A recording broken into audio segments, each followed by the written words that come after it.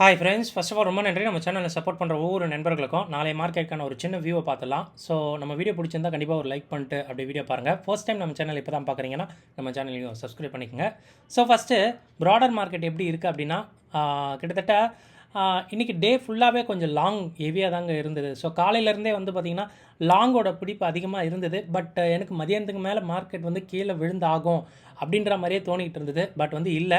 So லாங்கோட கை இன்றைக்கி ரொம்ப அதிகமாக ஓங்கிட்டு இருந்தது. ஸோ 54 ஸ்டாக்கு தான் ஷார்ட்டு, ஒரு 11 ஸ்டாக் வந்து ஷார்ட் கவரிங்கில் இருந்தது அப்படின்ற மாதிரி இருந்தது. ஸோ அக்ராஸ் வந்து இண்டெக்ஸ் வந்து கொஞ்சம் லாங்கில் இருந்த மாதிரியே தென்பட்டுச்சுங்க. ஸோ நம்ம மார்க்கெட் அதுக்கேற்ற மாதிரியே இன்றைக்கி ஒரு அப்படியே கட்டையை போட்டுட்டாங்க. ஓகேங்களா. ஸோ காலையில் வந்து பார்த்திங்கன்னா ஒரு கேப் டவுன் தான்.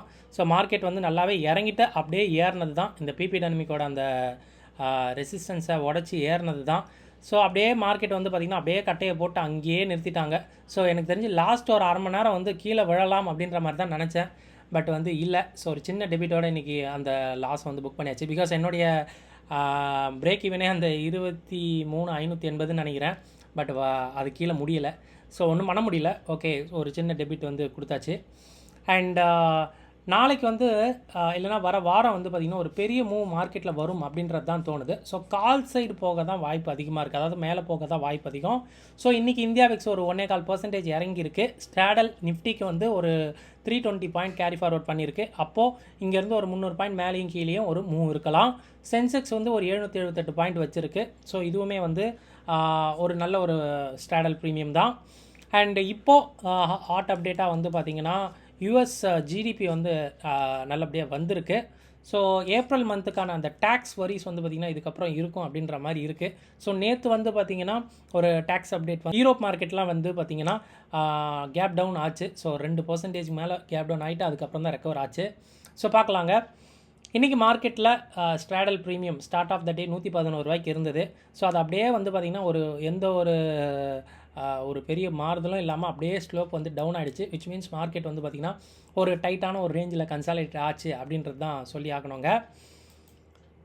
அண்ட் ஆப்ஷன் செயினை பார்க்கும்போது சென்செக்ஸ்க்கு கரெக்டாக வந்து பார்த்திங்கன்னா சிந்தட்டிக் ஃபியூச்சர் நியர்லி வந்து ஒரு 78,000 வச்சுருக்கு. மார்க்கெட் அங்கே ஈஸியாக போயிடுங்க. ஸோ அதனால தான் இந்த மாதிரி கால் சைட் ப்ரீமியம் ஹெவியாகவும் புட் சைட் ப்ரீமியம் கம்மியாகவும் இருக்குது.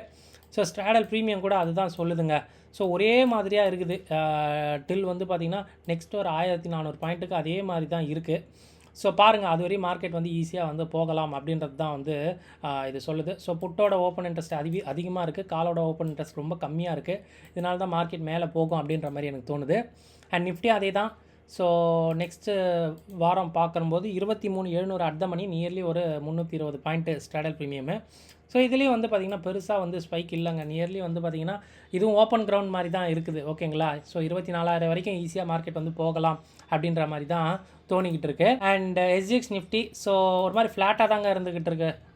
மார்க்கெட் வந்து பார்த்திங்கன்னா ஒரு 20 பாயிண்ட் நெகட்டிவ், ஒரு 20 பாயிண்ட் ப்ளஸ் அப்படின்ற மாதிரி தான் வந்து மூவ் ஆகிட்டு இருக்கு. பட் வந்து நம்ம பார்க்கலாங்க, ஏன்னா இஓடி தான் வந்து ஒரு கிளியர் பிக்சர் கிடைக்கும். அண்ட் நேற்று எஃப்ஐடிஏ ஆக்டிவிட்டி நம்ம பார்க்கும்போது நிஃப்டிலே ஒரு 1300 கோடிக்கு வந்து வாங்கியிருக்கிறாங்க. இண்டெக்ஸ் ஃபியூச்சரில் வாங்கினாலே என்ன தான் மார்க்கெட் அன்றைக்கி டவுனாக இருந்தால் கூட அடுத்த நாள் ரெக்கவர் ஆகிடும் அப்படின்றதுக்கு இது எந்த ஒரு நல்ல எக்ஸாம்பிள் பாருங்களேன். ஸோ 180 பாயிண்ட் வந்து பார்த்திங்கன்னா டவுன் ஆயிருக்கு. பட் சின்ஸ் வந்து பார்த்திங்கன்னா ஏன் மார்க்கெட் இன்றைக்கி ஏறிச்சு அப்படின்னா இண்டெக்ஸ் ஃபியூச்சர்ஸில் அவனோட வியூ வந்து ட்ரேடிங்கில் அப்சைடில் இருந்தது அப்படின்றதுனால தான் மார்க்கெட் ஏறி இருக்குது. எஸ்என்பா செக்லிஸ்ட்டை பார்த்துடலாம். ஸோ ஃபஸ்ட்டு இந்தியா விக்ஸ் ஒரு 1.25% இன்றைக்கி இறங்கியிருக்கு. இது ஒரு நல்ல விஷயமா எடுத்துக்கலாம். நிஃப்டி ஸ்ட்ராடல் 320 அண்ட் சென்செக்ஸ்க்கு வந்து ஒரு 778 பாயிண்ட் வந்து ஸ்ட்ராடல் ப்ரீமியம் வச்சிருக்கு. அப்போ மார்க்கெட் அவ்வளோ தூரம் வந்து பார்த்திங்கன்னா ஈஸியாக மார்க்கெட் போகலாம் அப்படின்றதுக்காக தான் அந்த ப்ரீமியம் கொடுத்து வச்சுருக்காங்க.